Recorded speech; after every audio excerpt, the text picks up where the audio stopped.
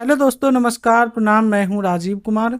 दोस्तों, आज की इस वीडियो में बात करने वाला हूं बिहार ग्राम कचहरी न्याय मित्र का जो वैकेंसी आने वाला है, इसके बारे में बात करने वाला हूं आज की इस वीडियो में। दोस्तों, अगर यह वीडियो आपको ज़रा सा भी अच्छा लगे तो आप अपने दोस्तों को शेयर करें और हमारे चैनल को साथ में सब्सक्राइब और लाइक करें। तो यहाँ पे इस वैकेंसी के बारे में संपूर्ण जानकारी देने वाला हूँ, कब से इसका फॉर्म फिलअप होगा। तो यहाँ पे सबसे पहले आप ऊपर देख रहे हैं बिहार ग्राम कचहरी न्याय मित्र नियोजन सेवा शर्त एवं कार्य कर्तव्य नियमावली 2007 के अधीन राज्य के विभिन्न ग्राम कचहरियों अथवा उसकी न्यायपीठ को सहायता के लिए प्रत्येक ग्राम कचहरी के लिए एक न्याय मित्र की संविदा के आधार पर नियोजन का निर्णय लिया गया है। यानी कि संविदा के आधार पर जो है सो इसका भर्ती होगा। यहाँ पे पद का नाम देख रहे होंगे, ग्राम कचहरी न्याय मित्र है और इसका पद का कुल संख्या यहाँ पे बिहार में रखा गया है 2436 पद रखा गया है। इसका इतना सीट रहेगा। और यहाँ देखिए, संविदा के आधार पर नियोजन के लिए निर्धारित प्रतिमाह मानदेय यानी कि 7,000 रुपया प्रतिमाह जो है सो आपको यहाँ पे वेतन मिलने वाला है।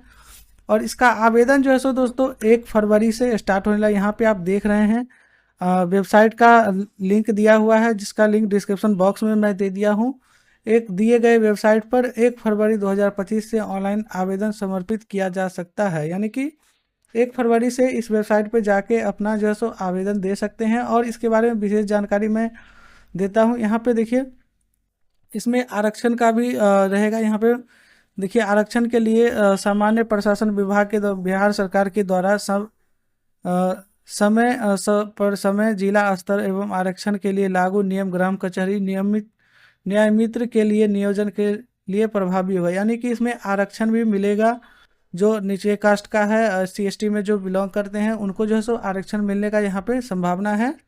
और आरक्षण का लाभ जो है सो यहाँ पे राज्य सरकार के प्रचलित आरक्षण नियमों के अनुसार राज्य सरकार के सक्षम स्तर से निर्गत प्रमाण पत्र के आधार पर दिया जाएगा। यानी कि उनको लाभ मिलेगा जिनको जो है सो आरक्षण का सही हकदार होंगे और राज्य सरकार के द्वारा उनको जो है सो निम्न कोटि का जो है सो जैसे यहाँ पे देख रहे हैं प्रमाण पत्र के आधार पर जो है सो उनको आधार पर दिया होगा। यानी कि सक्षम स्तर के निर्गत प्रमाण पत्र के आधार पर लाभ उनको मिलेगा।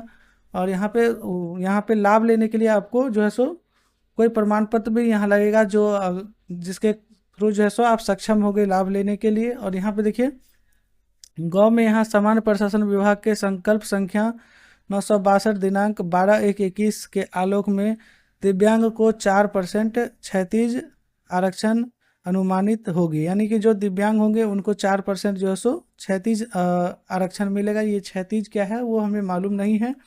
अगर मालूम होगा तो जब यह ऑनलाइन होगा उस समय मैं आपको बता दूंगा। और यहाँ देखिए, गाँव में यहाँ देखिए सामान्य प्रशासन विभाग के पत्र संख्या 25/26 दिनांक 18/2/16 के आलोक में राज्य सरकार स्वतंत्रता सेनानियों के पोता पोती का भी 2% अनुमानित होगा। यानी कि वैसे लाभुक जिनके दादाजी परदादाजी जो स्वतंत्रता सेनानी होंगे, उनके नाती पोता जो भी होंगे, उनको भी 2% का अनुमानित जो है सो आरक्षण यहाँ पे मिलेगा।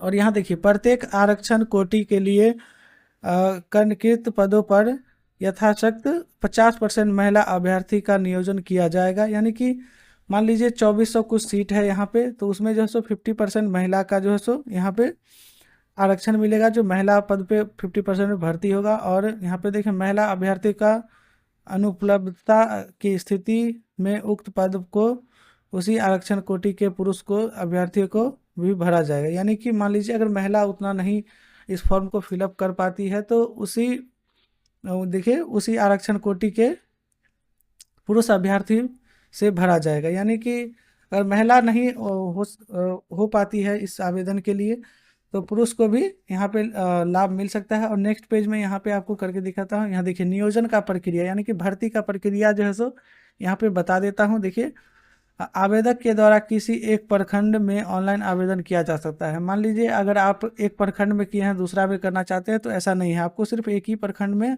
अपना आवेदन देना होगा। और ऑनलाइन आवेदन पंचायती राज विभाग के वेबसाइट पर उपलब्ध लिंक जो डिस्क्रिप्शन बॉक्स में है उस पर 1 फरवरी से जो सो करना होगा। वेबसाइट पे प्रदर्शित होने वाले कार्यक्रम अनुसार ऑनलाइन आवेदन समर्पित किए जा सकते हैं। यानी कि उस वेबसाइट पे जाके आपको अपना आवेदन करना है आवेदकों के द्वारा भरी गई सूचना ही अंतिम रूप से मान्य होगा तथा उसी के आधार पर काउंसलिंग में प्रमाण पत्र प्रस्तुत किया जाना अनिवार्य होगा। बाद में किसी प्रकार का दावा मान्य नहीं होगा। यानी कि जो आप ऑनलाइन करते वक्त अपना डॉक्यूमेंट देते हैं, या आरक्षण का वो डॉक्यूमेंट हो या अपना हायर एजुकेशन का हो, तो जो आप ऑनलाइन में देते हैं वही मान्य होगा। अगर बाद में अगर आप कुछ डॉक्यूमेंट काउंसलिंग वक्त अगर सबमिट करते हैं तो उसका मान्य नहीं होगा। तो ऐसे में आप जो है सो ऑनलाइन जब करेंगे तो आपका जितना भी डॉक्यूमेंट है वो सभी अपलोड करेंगे।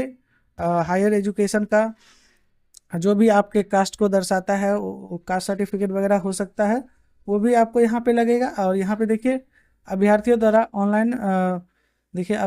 ऑनलाइन आवेदन में भरी गई सूचना के आधार पर उम्मीदवार की पात्रता अपात्रता के संबंध में निर्णय लिया जाएगा। यानी कि जो आवेदन आप ऑनलाइन भरेंगे उसी के हिसाब से आपको जो सो यहाँ पे अगर आप एलिजिबल हैं या नहीं हैं, इसका जो है सो निर्णय लिया जाएगा।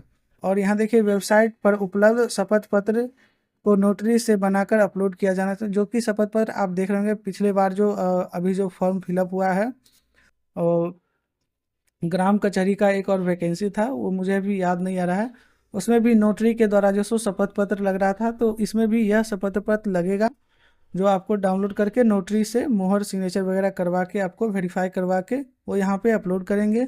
ऑनलाइन आवेदन में भरी गई सूचना सत्यापन में जो है सो आपको समानता नहीं पाए जाने पे अभ्यर्थित्व रद्द किया जाएगा। यानी कि ऑनलाइन में जो आप भरते हैं और डॉक्यूमेंट पे आपका कुछ और रहे, भिन्न रहने पे आपका जो है सो अभ्यर्था रद्द कर दिया जाएगा। यानी कि आपका जो है सो यहाँ पे फॉर्म रिजेक्ट किया जा सकता है। और अभ्यर्थी आवेदन करते समय अस्वस्थ हो ले कि जिस पंचायत के लिए वह आवेदन कर रहे हैं उस पंचायत में रिक्त है या नहीं, यानी कि पद उस पंचायत में रिक्त है या नहीं। इसका जो सो जब फॉर्म स्टार्ट होगा उसमें जो सो आपको बताएगा कि किस पंचायत में कितना सीट खाली है 1 फरवरी से। तो उस दिन आप जो है सो चेक कर लेंगे, और नहीं तो मैं एक वीडियो और बना के आपको बता दूंगा।